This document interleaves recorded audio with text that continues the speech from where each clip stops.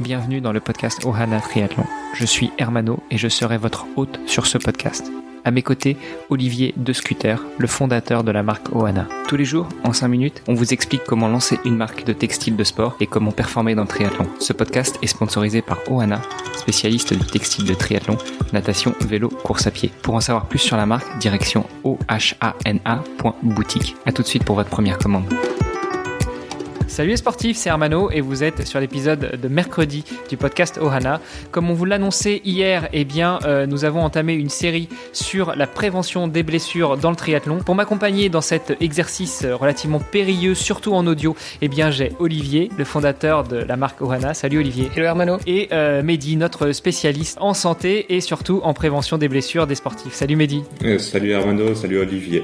Mehdi, écoute, comme on en parlait hier, aujourd'hui on s'attelle à la prévention des blessures en natation, la première discipline que l'on rencontre dans le triathlon, celle avec laquelle on va commencer une compétition. Est-ce que tu peux nous donner une vue globale des différents types de blessures que l'on est amené à rencontrer en natation? Alors, en natation, on va rencontrer généralement, le nageur va rencontrer des douleurs principalement au niveau de l'épaule. Il sollicitera beaucoup moins les membres inférieurs, il va moins utiliser ses jambes, en essayant de garder son énergie pour l'étape vélo qui suit et puis enfin la course à pied.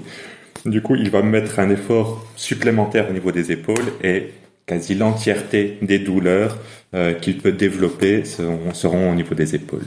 Alors là, on va passer sur une tâche un peu ardue en audio.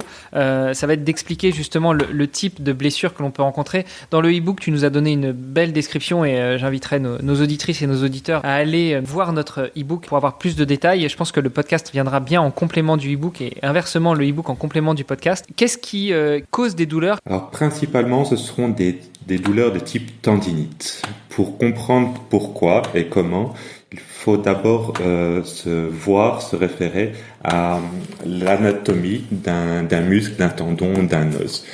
Le tendon, c'est vraiment une structure qui est plus dense, qui a des fibres de collagène plus importantes que le muscle et moins dense que l'os. C'est vraiment une phase de transition entre le muscle proprement dit et l'os.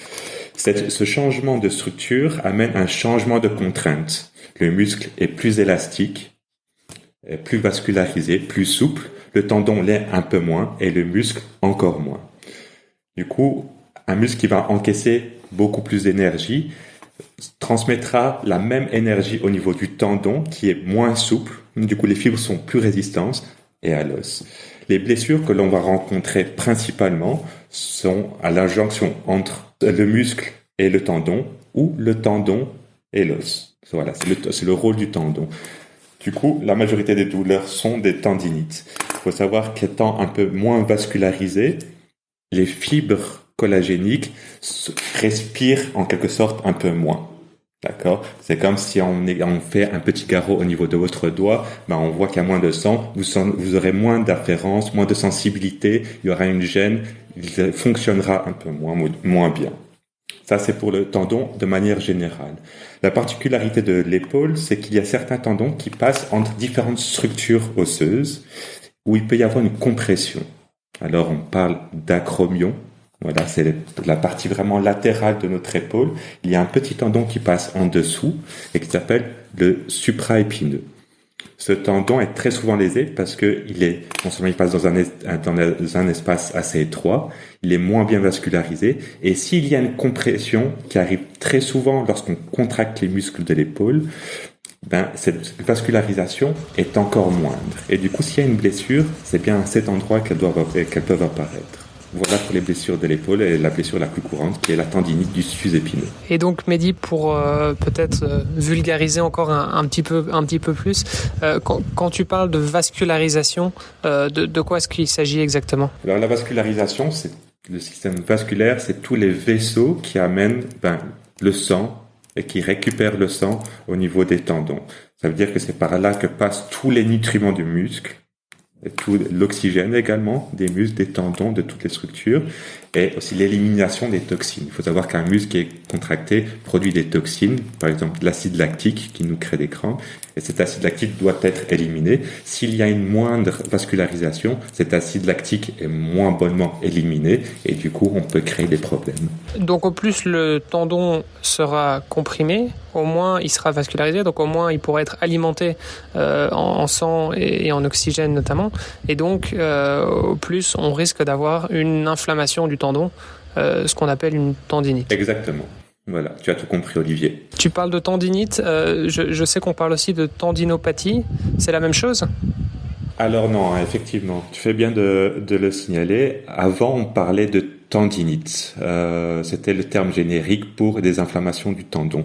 Or, on a remarqué que les blessures qui intéressent le tendon ne sont pas spécifiques aux fibres du tendon propre. Elles peuvent intéresser la partie qui entoure le tendon. D'accord. Alors j'avais parlé de jonction entre le muscle, le tendon et l'os. Entre le tendon et l'os, on appelle ça l'anthèse du muscle. On parle alors d'anthésopathie. La plupart des tendons sont entourés d'une gaine qui peut elle-même s'inflammer. On parle alors là de ténosynovite. On n'entend pas gaine, mais voilà, c'est ténosynovite. Et il y a les tendinites proprement dites qui intéressent le tendon lui-même. Tout ça est regroupé sous le nom de tendinopathie et non plus tendinite simplement.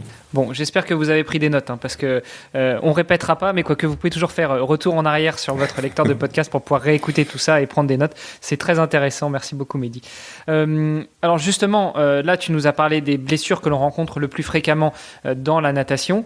Comment est-ce que l'on peut prévenir ces blessures et après, comment est-ce qu'une fois qu'elles sont apparues, on peut les guérir ? Alors, il faut savoir que l'attitude antalgique, alors quand on entend attitude antalgique, c'est la position qu'on va adopter lorsqu'on a une douleur à l'épaule. C'est vraiment, on vient prendre son bras contre son corps. Du coup, on vient en flexion, on vient amener l'épaule contre son corps et on l'élève un peu. Il suffit, par exemple, de regarder une personne qui s'est fait une luxation, qui a une douleur, et elle prend directement son bras, elle enroule son épaule vers l'avant. Ça, c'est la position antalgique. Le problème de cette position, c'est qu'elle vient comprimer tous les tissus dont on parlait, principalement aussi le sus-épineux, par exemple. Du coup, le travail va consister en une ouverture d'épaule, c'est-à-dire aller dans le sens inverse de cette position. D'accord ? On va venir étirer cette structure, c'est-à-dire abaisser l'épaule, ouvrir l'épaule. Et ce sont des exercices, par exemple, d'armée, où on vient étirer, par exemple, le pectoral, c'est-à-dire mettre son bras, venir étirer son bras vers l'arrière pour ouvrir, ou venir prendre des petits poids en flexion du tronc. On se tient un peu penché en avant, on prend un petit poids et on laisse pendre son épaule vers le sol pour ouvrir l'épaule, pour détendre les structures et favoriser la circulation du sang et la détente des tissus. Oui, alors pour le premier exercice dont tu parlais, où on va venir ouvrir et étirer son pectoral, c'est le genre d'exercice que, pour ceux qui ont déjà fréquenté une piscine, on voit souvent des gens dans la douche après l'entraînement qui, justement, ont l'impression de faire un gros câlin au mur, enfin en tout cas d'un bras. Voilà, c'est le type d'exercice si vous avez besoin d'une visualisation de cet étirement. Belle image. Super, donc ça c'est sur la partie... prévention des blessures, c'est-à-dire quand une petite douleur commence à apparaître après un entraînement, on va pouvoir étirer ses muscles et ses tendons de cette manière-là. Par contre, une fois qu'il y a une vraie lésion, une fois qu'il y a une tendinite, une tendinopathie, comment est-ce que l'on fait pour résoudre ce problème, pour guérir la blessure ? Alors, les tendinites, c'est l'une des blessures les plus embêtantes, même peut-être quelquefois pire qu'une fracture, parce que le risque de récidive est très important. Les tendinopathies, en général, du coup, doivent être prises en charge de manière sérieuse et bien faite. Et l'idéal serait par un professionnel de santé qui s'y connaisse vraiment bien. Le problème étant, la récidive. Il faut savoir que quand il y a une tendinopathie, quand il y a une atteinte des tissus, une petite déchirure de certaines fibres, il y a une cicatrisation. C'est un phénomène naturel de guérison du corps. Cette cicatrisation doit se faire de manière la meilleure. Le problème étant que lorsque on étire mal, quand on a mal à un muscle ou à une articulation, on la sollicite moins et du coup la guérison se fait de manière différente. Normalement, la position des fibres, c'est-à-dire la création de nouvelles fibres ou la cicatrisation de fibres se fait dans le sens de la contrainte. Si on mobilise moins un muscle, ça va se faire de manière anarchique. Et dès qu'on va solliciter par la suite ce type d'articulation ou ce muscle, il y aura des micro-déchirures et on atterrit dans un cercle vicieux de tendinite et on parle de tendinite chronique. C'est absolument ce qu'il faut éviter. Du coup, il faut consulter un thérapeute le plus rapidement possible. Oui, donc effectivement, consulter un thérapeute. Et puis, donc si je traduis ce que tu veux dire, à l'indifférence d'une fracture où là on va immobiliser un membre pour que l'os se reconstitue, se régénère, quand on présente une tendinopathie, au contraire, il va falloir continuer à mobiliser tout doucement et sous le conseil d'un spécialiste, les différentes articulations, les différents membres pour pouvoir continuer à garder une certaine amplitude et une certaine vascularisation. Voilà, c'est ça. En fait, il faut. Alors même pour certaines fractures, il y a des mobilisations précoces que l'on fait. On a vu que bouger quand même un minimum, ça permet une cicatrisation, une meilleure cicatrisation. Les tissus sont plus souples. Les tissus souples, ils sont plus embêtants parce qu'on a directement envie de s'adonner au sport. On sent moins la douleur et du coup, on a envie d'aller plus loin. Mais le problème, ça prend du temps. Le plus dur en travaillant avec les sportifs, c'est de faire comprendre, conscientiser le sportif sur cette guérison et que ça peut prendre un certain temps. Olivier, tu voulais réagir, poser une question ou on garde d'autres questions pour l'épisode de demain où justement on abordera les blessures en vélo? Non, je pense que c'est très clair. Je reviendrai juste peut-être sur un point qui a été mentionné au début par Mehdi. Donc voilà, pour ceux qui nous écoutent et qui seraient peut-être encore assez nouveaux dans le monde du triathlon, c'est vrai qu'on a tendance à économiser nos jambes. Donc c'est-à-dire que la manière dont on va nager sur un triathlon n'est pas du tout la même manière qu'on va nager en natation de manière un peu plus classique. C'est-à-dire qu'on va économiser énormément nos jambes. Pourquoi ? Pour la simple et bonne raison que on a besoin de nos jambes pour le vélo et la course à pied. Donc c'est vrai que c'est quelque chose aussi à prendre en considération. Oui, c'est exactement ça.